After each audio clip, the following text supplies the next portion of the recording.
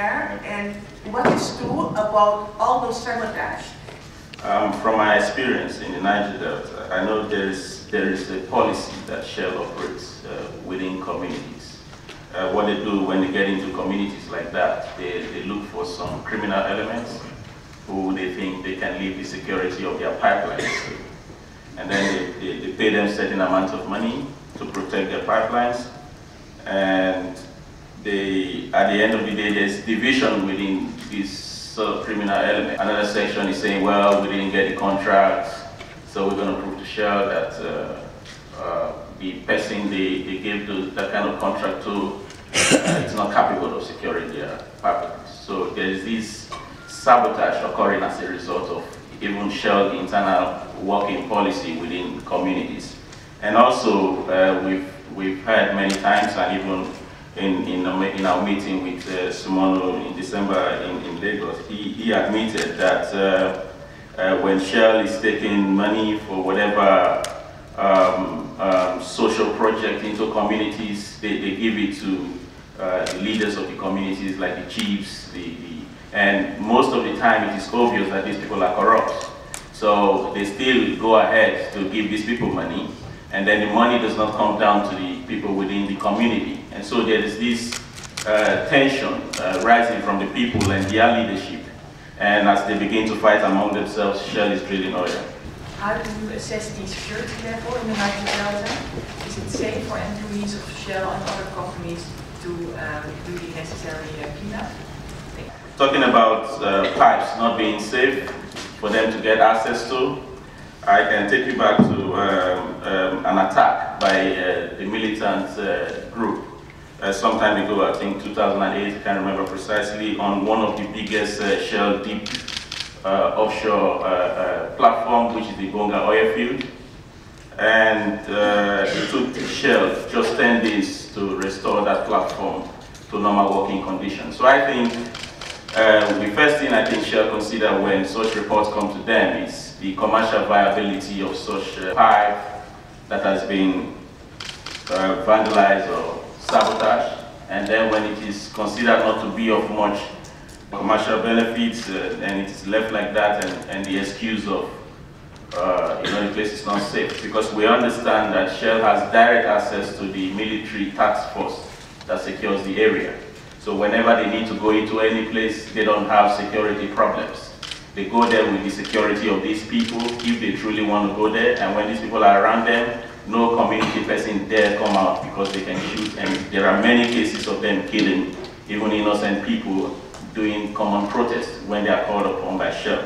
So the excuse of the sites and locations not being safe is completely out of it, and it should not be taken seriously at all. If Shell is true to its word, wanting to support the Nigerian government in taking care of business, my opinion at least is it should pay up. So I would specifically invite you to answer that.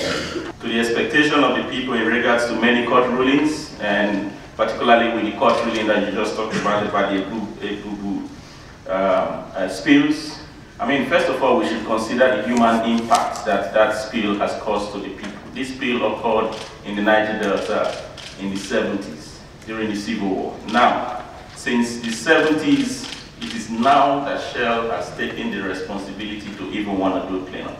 So, I mean, we should not talk about the consequence that this has had on the people, on the life of the people. Tension is rising. Ignorance is paving way for awareness. People are beginning to get aware. Now the youths are taking to arms.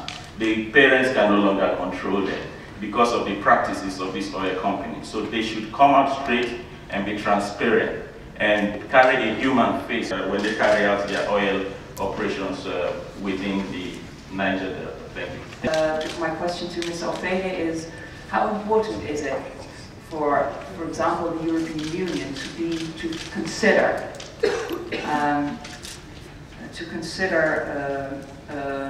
a strict visa ban for corrupt Nigerian politicians? Thank you.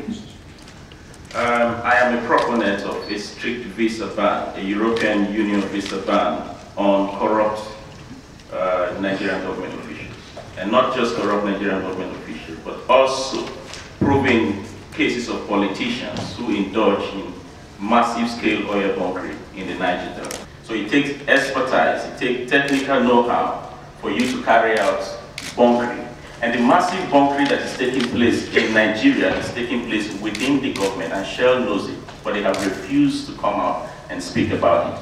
I'll tell you, when the crude oil comes to the manifold, between the manifold and the barges that take them to the mother vessel, there is no calculation of how many barrels of crude oil leaves the shores of Nigeria on the export market.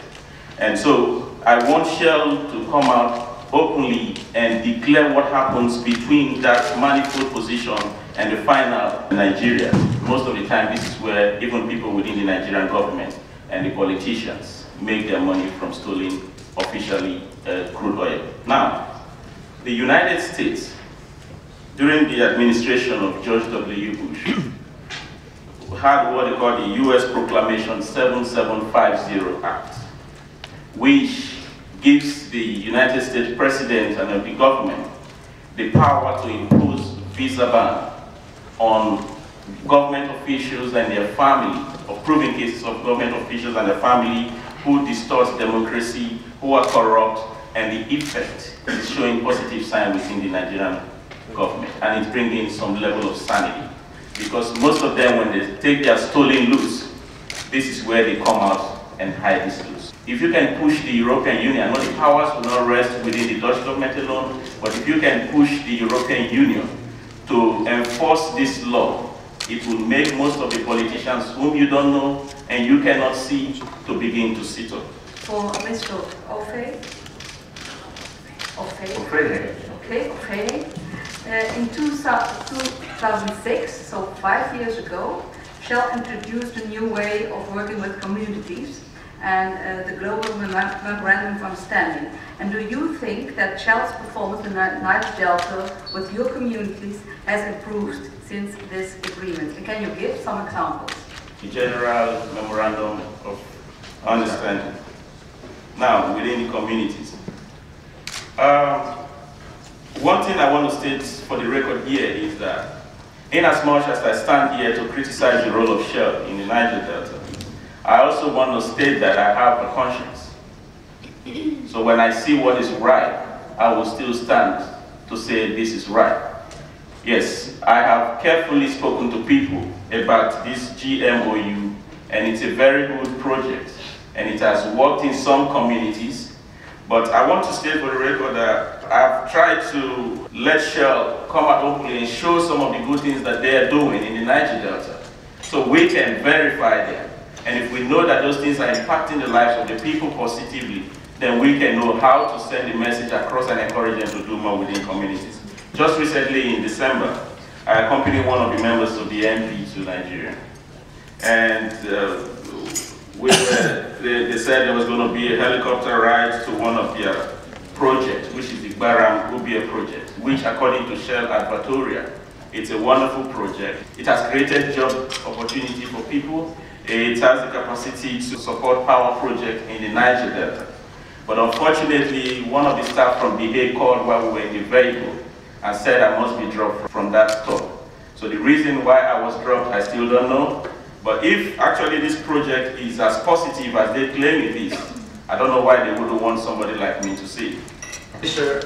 Ove, you talked about pressure on the shoulders of Nigerian people and on the shoulders of the Dutch Parliament. But you also talked about hope, because there's also pressure on Shell now, and that's the momentum you were talking about.